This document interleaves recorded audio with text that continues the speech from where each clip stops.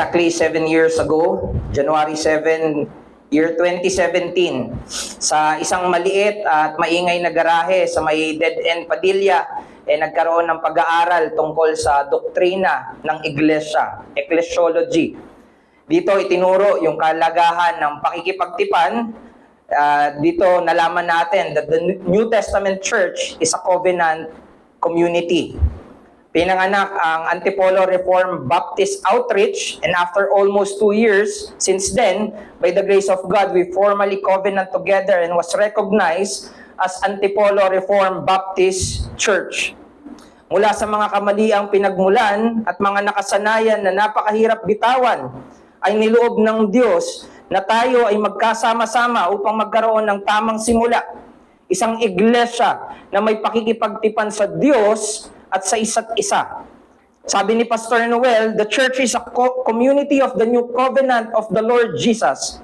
Therefore, its proper beginning is through covenanting, to covenant together. At nag-agree tayo with Pastor Noel, not because he is Pastor Noel, but again, because this is what we have seen primarily sa salita ng ating Diyos, dahil ito mismo yung final authority natin. Hindi si Pastor Noel o sino mang pastor, ang final authority natin ay ang salita. Kaya hindi lang natin tinatanggap based on popularity nung nagsasalita, but based on what is true in the scripture. Though there is no explicit command to covenant together, but when you carefully examine the relationship being made by God, it requires sacred consideration and formal declaration.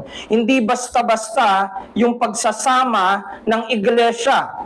Tandaan, ng iglesia ay maaaring nagbibiruan pero hindi biro-birong samahan ang iglesia.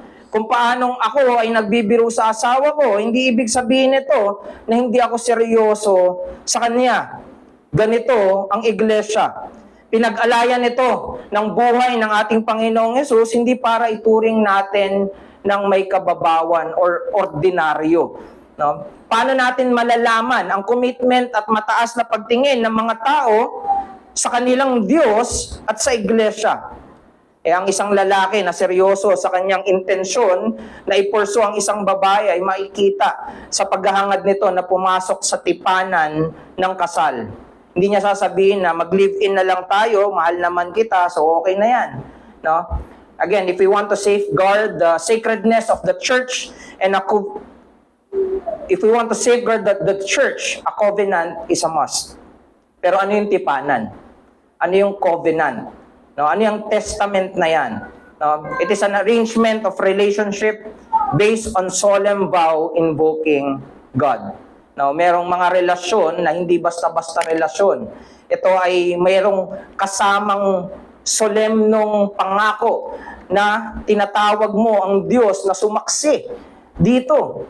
No, hindi basta-basta. Kaya ino-honor natin ang kasal dahil alam natin at tinatawag natin na saksi ang Diyos. At ang dahil ang kasal ay mula sa Diyos. Ito ay relasyon na hindi pang mundo. Ito ay relasyon na binigay ng Diyos. At ganun din ang relasyon sa loob ng iglesia. So a covenant church is not a casual relationship with the people of God, but a covenantal relationship.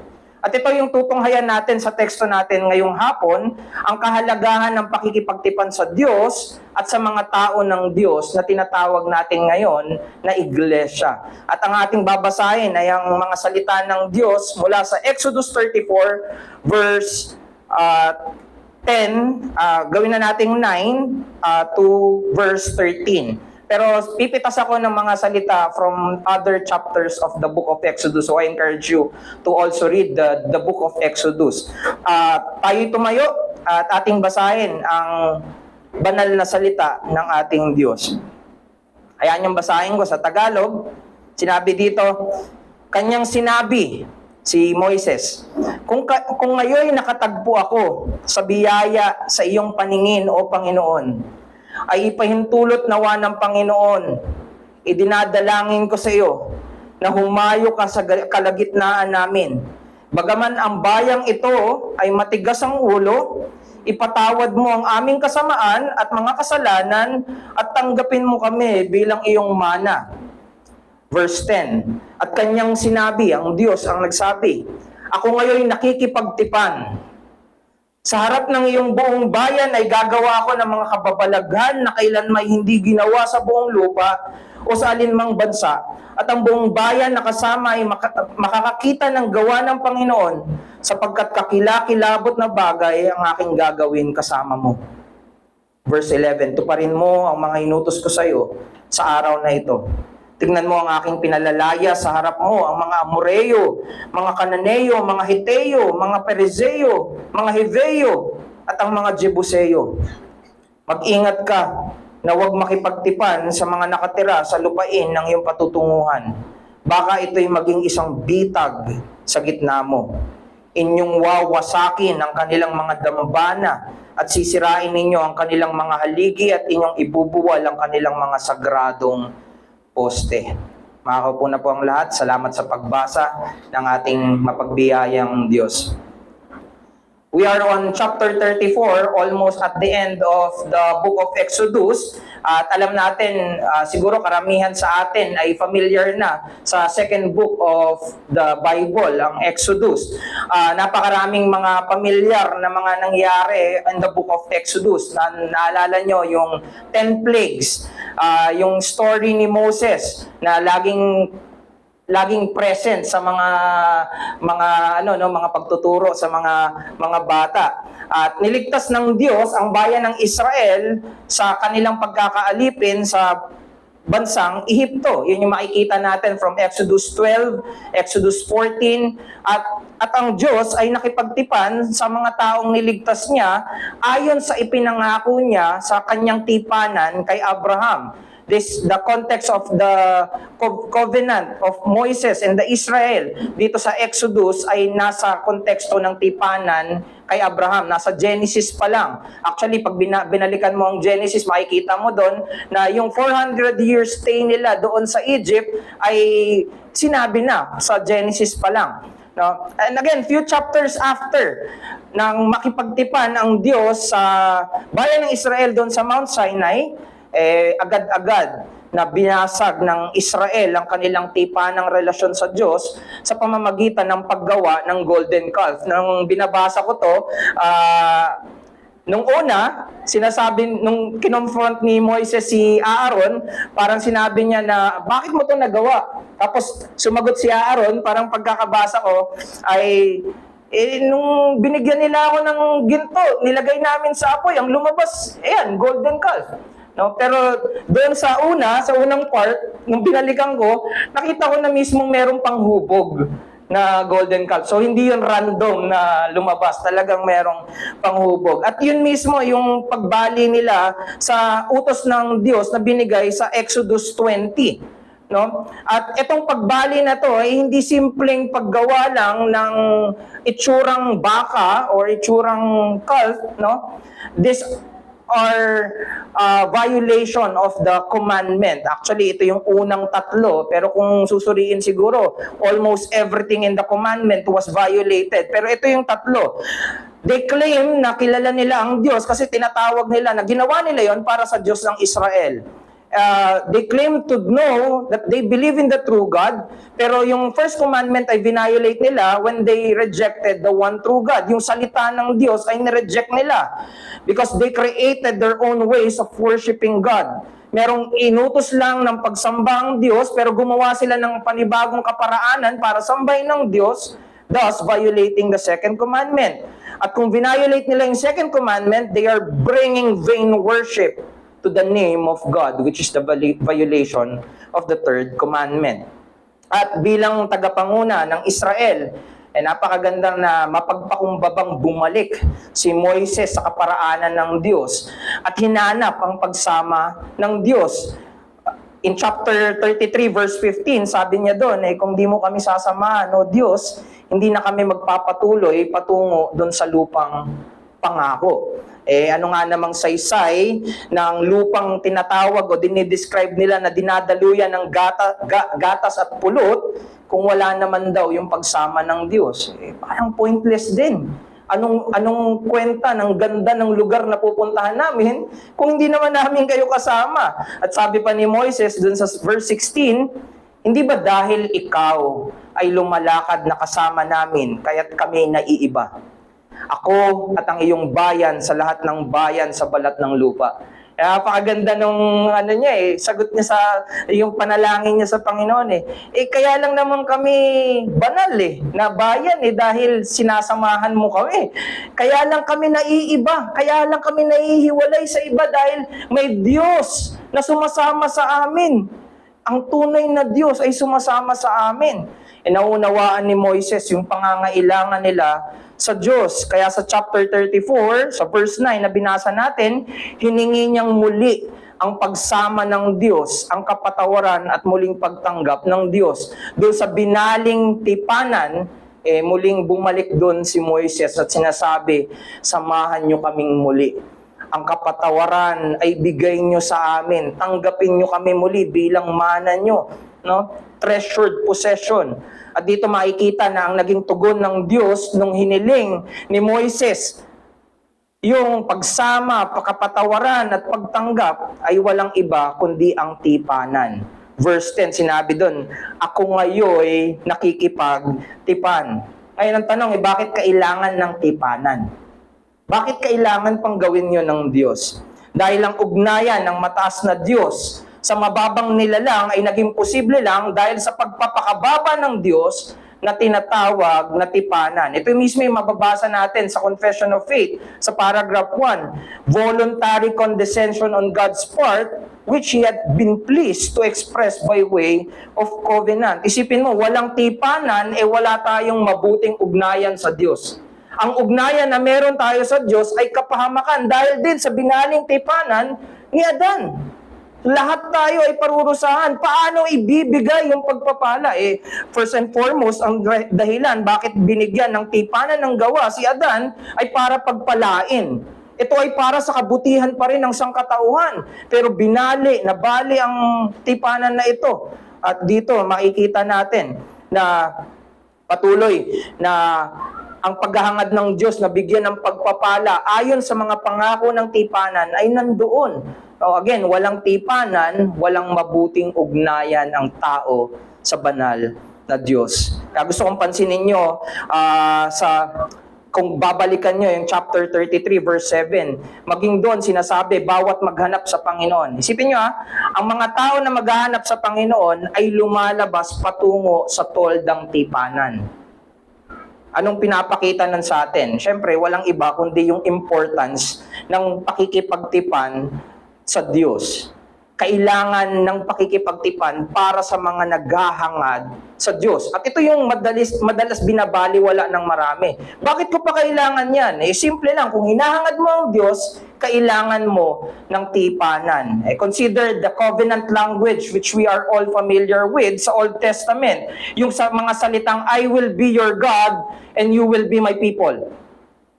Yun yung familiar. Napakaraming way nito na sinabi sa Old Testament. Pero gusto kong pansinin nyo na para matawag ka na tao ng Diyos, kailangan nasa ilalim o nasa loob ka ng tipanan. May mga tao ng Diyos dahil sa tipanan. It is not just like your other ordinary casual relationship. No, yung relasyon mo na dahil gusto mo lang, ay ito gusto ko tong makilala, makikipagkilala nga ako sa kanya, tapos meron na kayong relasyon. Ang relasyon nyo ay magkaibigan. Hindi ganyan ang Diyos. Hindi dapat nating ituring ng mababaw yung relasyon sa Diyos. At ito yung ginagawa ng mundo. At bilang mga tao ng Diyos, dapat nating panatilihin ang pagiging mataas ng Diyos sa pamamagitan ng paggalang sa relasyon na tipanan. No? Again, it is not a casual relationship but a committed, sacred relationship under a covenant initiated by God. Itong tipanan na to ay hindi ikaw ang nag-i-initiate. Gusto mo? Tapos ikaw na, no? Hindi. Diyos mismo ang nanguna. He spearheaded, initiated the covenant. Ang mga tao na nasa loob ng tipanan ng Diyos, sila ang tinatawag ng mga tao ng Diyos. Para sa kanila ang pangako ng Diyos na pagsama, pagpapatawad at pagtanggap, sa kanila makikita ang gawa ng Panginoon. Sila ang pinagbuklod at pinagtitibay ng Diyos sa loob ng kanyang tipanan. Kaya ang mensahe natin ngayong hapon, the people of God, the church, is binded and strengthened or bounded and strengthened by the grace of the covenant. Ang mga tao ng Diyos ay pinagbubuklod at pinagtitibay sa pamamagitan ng biyaya ng tipanan. Pero ang tanong, ano yung dalawang biyaya na makikita natin sa tipanan na maaari nating makita doon sa mga tekstong binasa natin? So let me propose the first point, the grace of sure salvation. Ang biyaya ng tiyak na kaligtasan o pagliligtas dahil sa ating tipanan o pakikipagtipan sa tipanan ng Diyos. Proposal number 2 is the grace of sure sanctification. Ito naman ang biyaya ng tiyak na pagpapabanal na makikita sa ating pakikipagtipan sa isa't isa. So merong vertical, tipanan sa Diyos, at tipanan horizontal sa mga tao. So, unang punto, biyaya ng tiyak na pagliligtas. Gusto kong bigyang diin yung sa verse 9 na nung nanalangin si Moises at mapagpakumbabang nagsumamo sa Diyos na sila ay samahan muli, patawarin dun sa kasamaan at muling tanggapin ng Diyos, ang binigay ng Diyos ay tipanan, kasunduan. Pero again, bakit? Bakit tipanan? Simply because those blessings were inside the covenant. Yung mga pagpapala na hinihingi ni Moises, yun mismo yung mga pagpapala na nandoon sa loob ng tipanan na maibibigay lang kung sila ay nasa loob ng tipanan. We need to understand that this kind of covenant happened between two unequal parties. Superior and an inferior party. No, ang Diyos at ang tao. Sa superior party, syempre, yun yung Diyos, siya yung nagpe-pledge ng favor o ng blessings. Siya yung nangangako ng pagpapala. At ang tao, the inferior party, a vow obligation. O kinikilala niya na sila ay may obligasyon na dapat gawin. Meron silang dapat na sundin. No? God declares and promised the blessing to the Israel, pero ang Israel, kagaya sa binasa natin, para ma-enjoy nila yung blessing, kailangan nilang manatili sa tipanan. At yung tipanan dito, mapapansin nyo, laging karugtong nung law. The law. Pag sinabing they must keep the covenant, ang ibig sabihin nun, they must keep the law. Okay? This is also why this verses has the heading, the covenant renewed. Sa mga Bible nyo, mababasa nyo dyan, the covenant renewed. Kasi binali na nila yung tipanan nila sa Diyos dun sa Mount Sinai. Binasag yung 2 tablet ni Moises. Nung nakita niya yung ginagawang paglapastangan ng bayan ng Israel, na binasag niya. At sila hindi na sila makakatanggap ng pagpapala kundi parusa, no? This is why Moses is pleading to God and God answered by giving them a renewed covenant. Itong tipanan na ito ang naghihiwalay sa bayan ng Israel sa ibang mga nasyon. Nung nakipagtipan ng Diyos sa bayan ng Israel, binigyan niya yung Israel ng karapatan na tumanggap ng pagpapala ayon sa pinangako ng Diyos kung susundin nila ang Diyos. No, yun yung sinabi sa verse 11, tuparin mo ang mga inutos ko sa iyo. Nung sa verse 10, nakikipagtipan ako, verse 11, tuparin mo yung mga inutos ko. Therefore, pwede nating sabihin na ang mapabilang sa tipanan ay pagkakaroon ng karapatan na tumanggap ng mga pangakong pagpapala ng Diyos sa loob mismo ng tipanan. This covenant is God's initiative and it is based on who God is. Pinakilala ng Diyos yung sarili niya. Siya ay merciful and gracious God, slow to anger, abounding in steadfast love, and faithful. No? A faithful God. Kaya pinaulit din kay Moises yung tablet eh. Nung i-renew yung covenant, sabi, kumuha ka uli ng 2 tipak ng bato, kasi kaugnay nung tipanan na yon yung mga utos ng Diyos. No? Gaano man kaganda ang mga pangako ng tipanang ito, dapat nating tandaan na ito'y tagapagturo lamang ng isang tipanan na may katiyakan at binigyang katuparan sa pangunguna ng isang higit kaysa kay Moises o kahit na sino mang propeta sa lumang tipan. Ito'y walang iba kundi ang Panginoong Jesucristo. Gaano man kaganda yung pangako na binigay kay Moises, ito ay tanda lamang o tagapagturo lamang sa isang higit at mas magandang tipanan na nagkaroon ng katuparan at katiyakan dahil sa Panginoong Jesucristo. The Mosaic Covenant has temporal blessings that are for them as long as they obey. Para sa kanila yung pagpapala. Nakadepende to sa obedience eh. Kaya pag sinabi natin nakadepende sa obedience sa mga sumusunod, it is uncertain. Now, unlike the covenant that is in Christ, the blessings are eternal because of the perfect obedience of Christ. Therefore, it is guaranteed. Dahil sa Panginoong Jesucristo, may katiyakan yung pagpapala na napagtagumpayan ng Panginoong Jesus dahil siya lang ang nakasunod ng perpekto sa mga utos ng Diyos. Ang biyaya ng pakikipagtipan kay Kristo ang nag-iisang tipanan na may tiyak at pangwalang hanggang kaligtasan.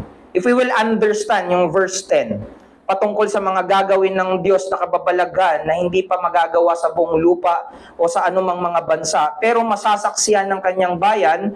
Again, naranasan na nila yung mga kamanghamanghang nahati yung dagat, nagkaroon ng tinapay, mana sa langit, yung pagsama ng ulap, at dami ng mga experiences, dun pa nga lang sa Egypt eh. Pero yun ba yung tinutukoy ng Diyos na mga miracles or mga makikita dito na masasaksiyan nila ng mga kababalaghan? Hindi ba ito ay maaaring pumapatungkol sa Diyos Anak na ibibigay ng Diyos Ama? The irreconcilable sinner being reconciled to the Holy God dahil sa Panginoong Hesukristo. Ang makasalanan na imposibleng maibuklod sa banal na Diyos ay pwede nang maibuklod o maipagsama sa banal na Diyos. Maaaring ang tinutukoy dito at pwede nating isiping mabuti na higit sa lahat ng mga himala, maging yung mga himala nga sa New Testament ay tumutukoy lang sa Panginoong Hesukristo. Mas kahanga-hanga. People, when they read the Exodus, they would say, sana maranasan ko yung naranasan ni Moises na dumaan yung Diyos. No, they are after the supernatural thing na gusto ko maranasan din yung maranasan ni Moises. Pero alam mo, ang focus naman nun, hindi talaga yung pagdaan ng Diyos, kundi yung pagpapakilala ng Diyos ng sarili niya. Somehow ganito rin dito eh. People are after the miracles, the wonders, the extraordinary that they neglect and miss out kung ano yung mismong kamanghamanghang ginawa ng Diyos. Biro mo, namamangha tayo sa pilay na gumaling pero hindi tayo namamangha sa isang makasalanan na na-convert sa pananampalataya kay Kristo. But this is the focus. Yung kababalaghan na ihahanda na ang isang walang hanggan na hindi namamatay ay bumaba sa isang katawan na namamatay. Ito mismo, makita natin ang Panginoong Hesukristo na ito yung inihanda ng Diyos para sa atin. Ang pinapatungkulan, ang pinag-uusapan sa lahat ng nasa lumang tipan o sa lahat ng nasa kasulatan ay patungkol kay Kristo. Tanging kay Kristo lang natin masusumpungan ang katiyakan ng pangakong pagsama, pagpapatawad at pagtanggap ng Diyos sa ating mga kasalanan dahil siya lang ang nakasunod ng perpekto sa lahat ng pinag-utos ng Diyos. Maganda yung pagsama ng Diyos. Pero hahangarin mo ba yung pansamantalang pagsama doon sa kumpara doon sa pang-eternal na pagsama? Kaya tanging si Kristo, tanging dahil kay Kristo, ibibigay ang pangwalang hanggang pagsama ng Diyos sa iyo. Kaya yung aral na makikita natin dito ay ang pangakong pagsama ng Diyos, pagpapatawad ng Diyos at pagtanggap ng Diyos ay lengguwahe ng kaligtasan na nagkaroon ng katiyakan at katuparan sa pamamagitan lamang ni Kristo. Ito yung mga biyaya ng kaligtasan na nagkaroon ng katuparan kay Kristo, kaya siya tinatawag na our Emmanuel. Yung pagsama ng Diyos, God tabernacled with us. Our forgiveness, ang tanging makapagbibihis sa atin ng isang perpektong katwiran at dahilan para tanggapin tayo ng Diyos ng may kagalakan ay dahil sa damit ng katuwiran ng ating Panginoong Hesukristo. Sabi ni John Piper, all the promises of God in the Old Testament are fulfilled in Jesus. And if you are in Christ, you will have Christ and all God's promise through Christ. Napakaganda. Lahat ng pangako, people are after the good things, but not for Christ. Sabi sa 2 Corinthians 1:20, for all the promises of God find their yes in Him. No? Ang mga kahanga-hangang pangyayari sa Old Testament ay tinuturo lang tayo sa kahigitan at kagandahan ng Panginoong Jesucristo. Kung si Moises ang tagapamagitan who identify himself with the people in their sin when he said, pardon our iniquity, our sin. Sabi niya, patawarin niyo yung mga kasalanan namin. Samantalang hindi siya kasama doon sa gumawa ng golden calf. Pero ibinibilang niya yung sarili niya doon sa komunidad, sa bayan ng Israel. Tandaan natin, kung kahanga-hanga yung ginawa ni Moises, mas kahanga-hanga ang Panginoong Jesucristo. A greater mediator who is truly sinless and yet identify himself with sinners. 2 Corinthians 5:21, for our sake, He made Him to be sin who knew no sin, so that we might become the righteousness of God. Sabi pa sa Acts 10:43, everyone who believes in Jesus receives forgiveness of sin through His name. Ako may kausap ako sa iyo at hangad mo ay kapatawaran. Ang hangad mo ay pagsama ng Diyos. Ang hangad mo ay pagtanggap ng Diyos. Ito'y masusumpungan lamang tanging kay Kristo. Bagamat bigo si Moises na pangunahan ng Israel tungo sa pangakong lupa, hindi mabibigo si Jesus na pangunahan ng iglesia tungo sa higit na pangakong langit. Tiyak ang kaligtasan sa tipanan kay Kristo at ito ang dapat nagbubuklod sa iglesia. Kaya yung hamon sa atin, sino mang naghahangad ng pangako ng pagsama, pagpapatawad at pagtanggap ng banal na Diyos, magkaroon ka ng tamang simula sa tipanan kay Kristo. At dapat mo itong isabuhay sa pamamagitan ng pakikipagtipan sa kanyang iglesia. Iglesia, isang pinagtipang iglesia. Bakit natin kailangan tumugon sa hamon na ito? Isipin nyo kung tiyak ang kaligtasan kay Kristo, tiyak ang kapahamakan labas kay Kristo. Kung ikaw ay may pakikipagtipan kay Kristo, kabilang ka ba sa katawan ng Panginoong Jesucristo? Are you in the covenant community purchased by the blood of Christ? And if you are truly in the covenant of Christ, makikita to sa kung paano tayo nakikitungo sa kanyang minamahal na iglesia. Again, kung paano ka makitungo sa pinagtipang iglesia, sinasalamin lang nito kung paano ka makitungo sa iyong Panginoong Jesucristo. Your relationship with the covenant people of God, yun yung magiging basehan natin ng ating pakikitungo sa ating Kristo. Kung ayaw mong makipagtipan sa katawan ni Kristo, ito'y pagtanggi sa buhay na inihanda sa iyo ni Kristo. Meron siyang buhay na dapat mong lakaran. Pero ito mismo yung tinatanggihan natin whenever we reject na makipagtipan sa katawan ng Panginoong Jesucristo. Ngayong taon, 2024, ina-expect natin na pinapanalangin natin na magkaroon tayo ng mga miyembro sa iglesia. No? At paano natin susuriin yung mga ibibilang natin sa loob ng iglesia? Paano natin malalaman kung sino yung mga totoong may pakikipagtipan sa Panginoong Jesucristo? Kasi madaling sabihin yan eh. Madaling i-claim ng marami yan eh. Again, let me propose. Tignan mo kung paano nila kinikilala ang Diyos sa pamamagitan ng kanilang pagsamba. Ito yung pinakita sa atin sa mga previous verses sa chapter 34. Nung pinakilala ng Diyos yung sarili niya sa chapter 6 to 7, pansinin nyo yung naging tugon ni Moises sa verse 8. Sabi dyan agarang pagpapakumbaba, pagpapasakop at pagsamba. Ito yung isa sa mga pang-distinguish natin People will say, kilala mo ba ang Diyos? Oo naman, syempre, kayo lang ba?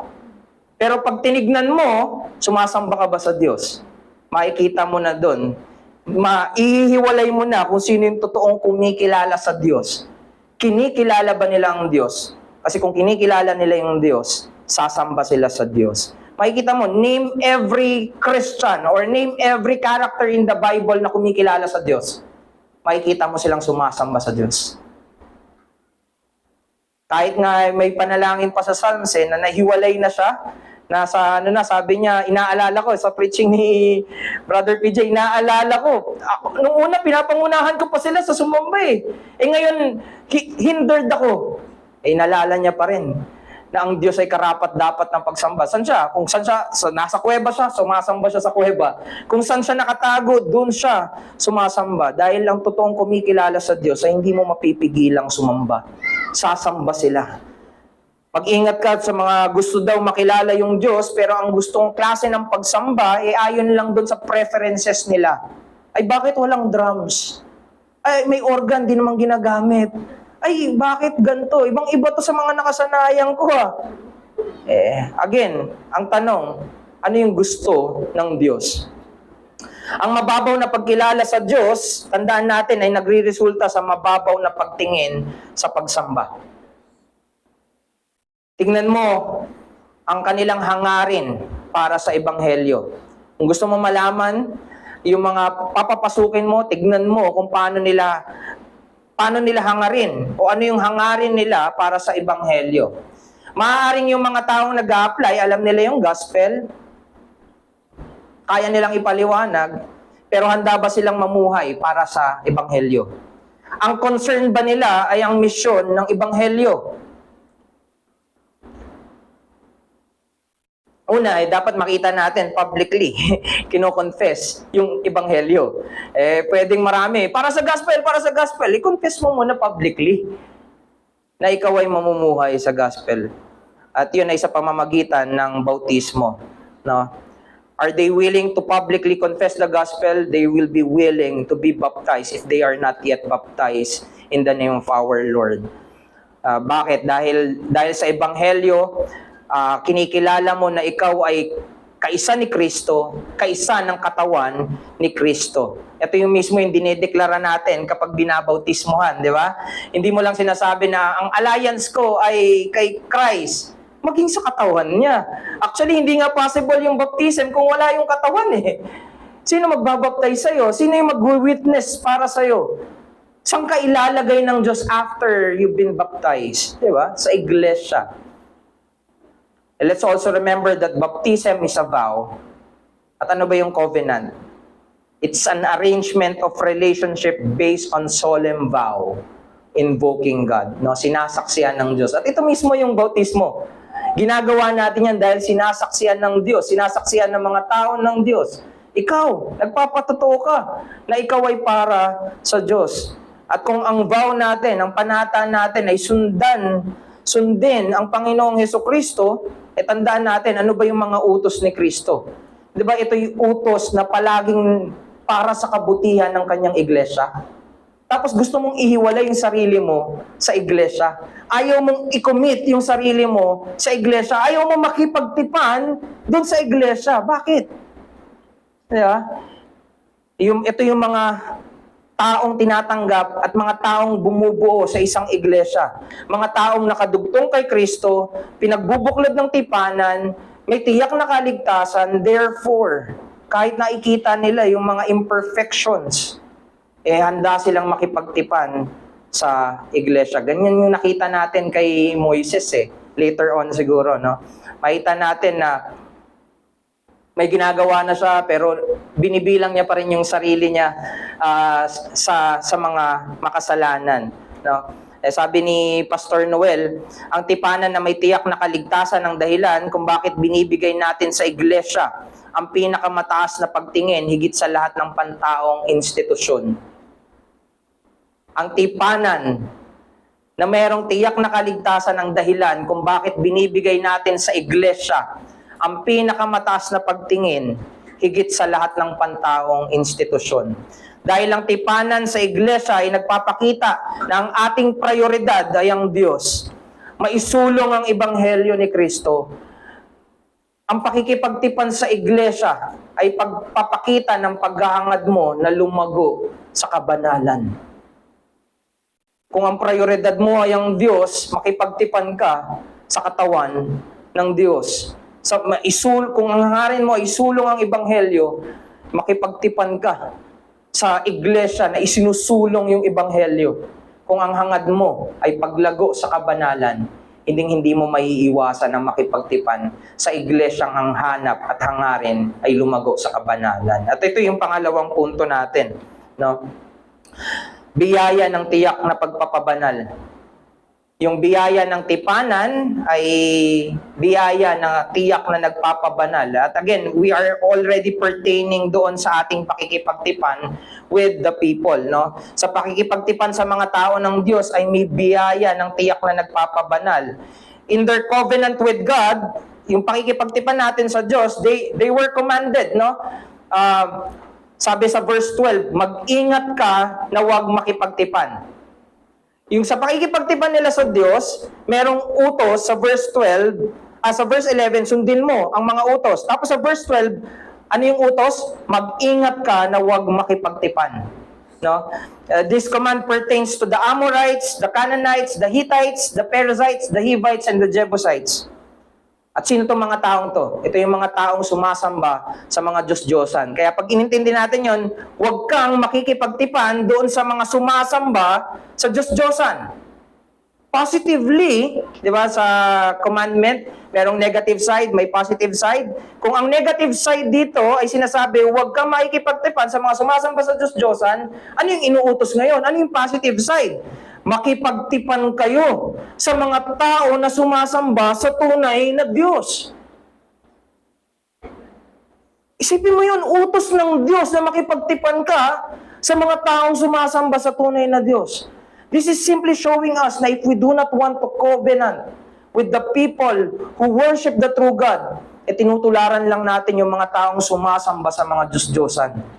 They do not want to do anything related to the worship of the true God. They do not want to commit themselves sa mga tao na sumasamba sa tunay na Diyos, mga tao na walang pakialam sa kabanalan ng Diyos. Sila yung tinutularan natin when we do not covenant with the people of God. Bakit mahalaga ang makipagtipan sa mga taong sumasamba sa Diyos? Again, dahil ang pagsamba ay ang tunay na pagkilala sa Diyos. At ang makilala ang Diyos, ang nagpapabanal sa mga tao ng Diyos. Ang makilala ang Diyos, ang nagpapabanal sa mga tao ng Diyos. Ito mismo yung sinabi sa chapter 31, verse 13 ng Exodus. Sabi doon, ipangilin mo ang Sabat. Anong ginagawa sa Sabat? Pagsamba. Ang kapahingahan nila ay pagsamba sa Diyos. Ipangilin mo ang Sabat sapagkat ito'y tanda sa akin at sa inyo sa buong panahon ng inyong salinlahi, upang makilala na akong Panginoon ang nagpapabanal sa inyo. Ang kabanalan ay ang loobin mo kung ano yung kalooban ng banal na Diyos sa iyo. Alam mo, chapter 35, sa pagitan, yung covenanting na to, no? Itong pagtitipan nila dito, may utos na naman patungkol sa pagsamba.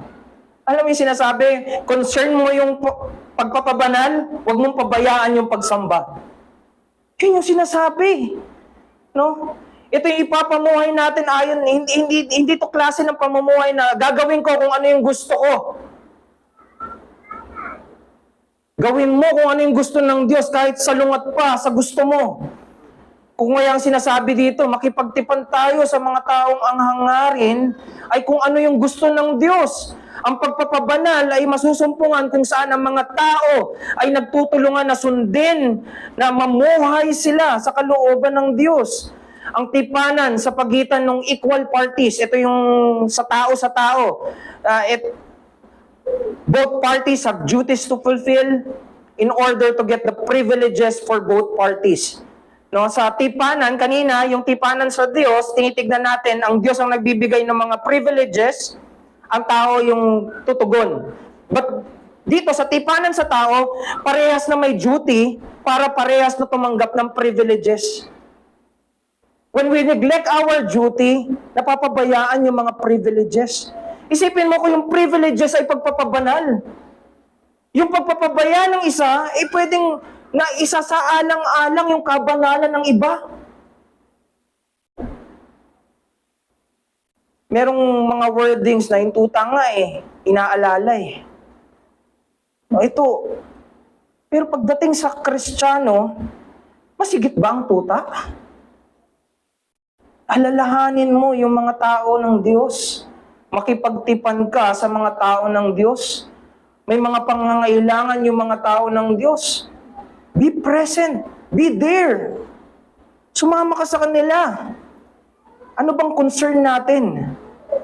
Kung ang pagpapala natin ay pagpapabanal, San yung lugar kung saan nagpapabanal ang Diyos? Kaya kung may aral tayong makukuha dito, kung ang mga tao ng Diyos ay tunay na may kaseryosohan na lumago sa kabanalan, pagtitibayin nila ang kanilang ugnayan sa isa't isa sa pamamagitan ng pakikipagtipan.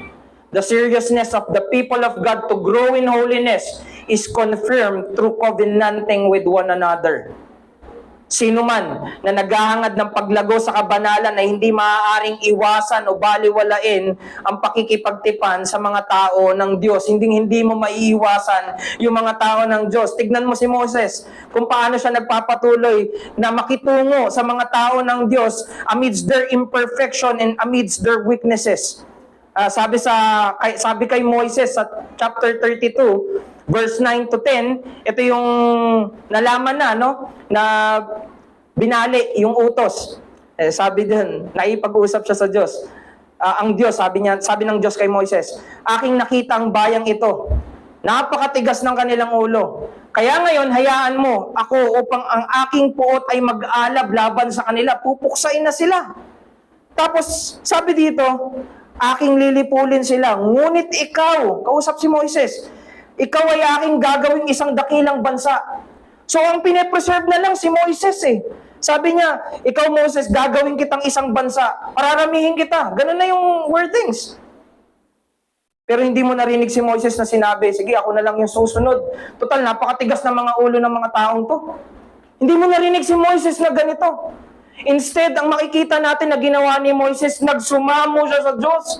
Paulit-ulit siya nagsumamo sa Diyos. Sabi niya, kung ngayon nakatagpo ako ng biyaya sa inyo, ipahintulot mo, Panginoon. Dinadalangin ko sa inyo. Humayo ka sa kalagitnaan namin. Sabi niya, bagaman ang bayang ito ay matigas ang ulo, ipatawad mo ang aming kasamaan. Binibilang niya yung sarili niya. Dito sa mga matitigas ang ulo, patawarin niyo kami. Sabi niya, tanggapin mo kami bilang iyong mana. Kami. Ang imperfection ng Israel ang ginamit ng Diyos para hubugin at pabanalin yung puso ni Moises. Ang imperfection ng Israel ang pumigil kay Moises para hindi yung imperfection ng Israel yung pumigil kay Moises para makipagtipan siya sa kanila. Kung ganito, we can say na ang imperfection ng iglesia ay maaaring gamitin ng Diyos para hubugin at pabanalin ang mga puso natin. At ganun din, ang imperfection ng iglesia, hindi natin pwedeng i-reason out para pigilan tayo na makipagtipan sa iglesia.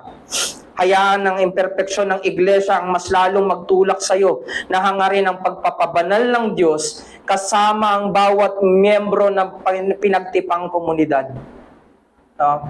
Kaya ang hamon sa atin, cultivate your relationship with the people who care about your holiness. Confirm this through covenanting with them. Pagyamanin mo ang iyong ugnayan sa mga taong may pakialam sa iyo at sa iyong kabanalan. Hindi ba't kabanalan ang dahilan ba't tayo nagpapakasal sa kapwa natin mananampalataya? Di ba kabanalan yung dahilan bakit gusto natin maging miyembro ng iglesia?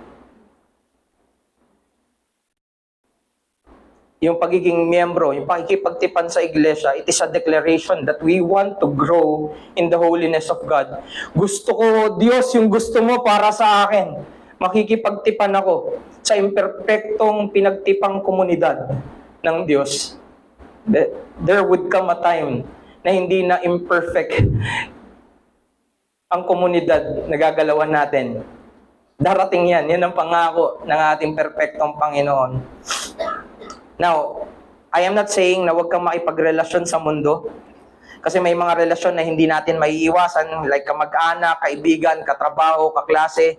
Ang gusto pa nga natin, tawagin sila sa pananampalataya. Pero yung point ko ay pagyamanin mong higit yung mga relasyon na makapaglalapit sa'yo sa Diyos. Or at least wag mong pabayaan yung mga relasyon na magpapabanal sa'yo. Ang mga taong ayaw sumamba sa Diyos ay dinescribe sa salita ng Diyos na bitag, which is usually for deception. Mukhang mabuti, mukhang wala namang epekto, harmless, pero ang dulot pala ay kamatayan at kapahamakan para sa'yo. Mabait naman siya eh. Yun nga lang, di siya sumasamba. Yun lang yun lang. Hindi siya sumasamba. Yung ganun mismo, i-compromise mo yun. Makikita mo yung sarili mo, mapapahama ka. No? Maging mapagbantay, maging maingat. Pagyamanin mo yung ugnayan mo sa mga tao ng Diyos. Gusto ko sana i-list dito yung mga natutunan ko from Pastor Noel's lecture. Napakaganda, pero I encourage you to listen on that. Pero gusto ko nang pasimplehin na huwag mong pabayaan yung mga ordinaryong kaparaanan ng biyaya. No matter what. Yung regular na pagsasama-sama kung saan mayaman ay sinasagawa ang tapat na pagsamba, gamit yung mga ordinaryong kaparaanan ng biyaya, huwag mong pabayaan yun, tindigan mo, makipagtipan ka doon sa mga taong makikita mo, no? Na nakikita nila ang Diyos na karapat dapat sambahin, titindigan nila, maging yung mga magagandang mga trabaho nga, minsan nire-reject eh. Minsan hindi na nila inaano para kung makakapekto sa pagsamba. Pipiliin ko pa rin yung pagsamba. May mga ganon, no? Huwag mong pabayaan yung paglilingkod nyo sa isa't isa. Huwag mong sabihin lang sa sarili mo, sila lang may gift. Lahat tayo ay may kaloob. No? Ang mga bata ay nakikinabang sa mga sharing ng mga nakakatanda sa kanila. Inahangad nila yung tipanan ng kasal kasi meron sila nakikita na ino-honor yung tipanan ng kasal. Yung tapat na pagganap natin sa mga ordinaryong ginagawa natin para sa Diyos ay nagiging kalakasan. At nagiging parang lesson for others. Natututo yung mga iba. Pinapabanal yung iba. Kaya big deal if someone or anyone from us ignores the gathering and fellowship. No? Bakit? Our holiness is at stake. The gospel is at stake. Na para bang yung mabuting balita ay isa lang sa mga option. Bakit? Ginagawang option. Pwedeng magsimba, pwedeng hindi. Pwedeng magsimba, pwedeng hindi. Mamaya, pag gusto ko, mamaya. Kung kailan lang gusto. Ganun ba yung ebanghelyo? Option lang? Yung gospel? Ang mga taong tinawag sa ebanghelyo ay tutugon. Hindi titignan ng gospel o yung pagsamba na parang option lang. Ang pagsamba ay bunga ng ebanghelyo. Hindi natin pwedeng baliwalain yung pagsamba dahil parang binabaliwala na rin yung ebanghelyo. Sabi nga bakit sa trabaho, sa school, kaya nating magsumikap, sa church maiintindihan naman. Kita mo kung gaano kababaw yung pagtingin. Is God and His gospel less worthy of our paycheck? Mas mababa ba yung Diyos, yung ebanghelyo, kaysa sa mga bagay na pinagsusumikapan natin dito sa mundo? May ganda pa ba yung kabanalan? Inahangad mo pa ba yung kabanalan? Ngayon, sa panahon natin, ang mga bata, tanungin mo, ano yung gusto mo paglaki? Maging vlogger. No? Yun na yung gusto O anong biyaya kung ang marinig mo sa bata, gusto kong maging Kristiyano. Gusto kong mapabanal. Gusto kong sumamba. Gusto ko si Kristo. Sino magtuturo sa kanila? Tayo, mga Kristiyano. Tayo na nakipagtipan kay Kristo. Sa mga nawala, at sa mga ayaw bitawan ang kanilang mga Diyos-Diyosan, mga ayaw maghandog sa Diyos dahil ang pinaghahandugan ay ang kanilang mga Diyos-Diyosan.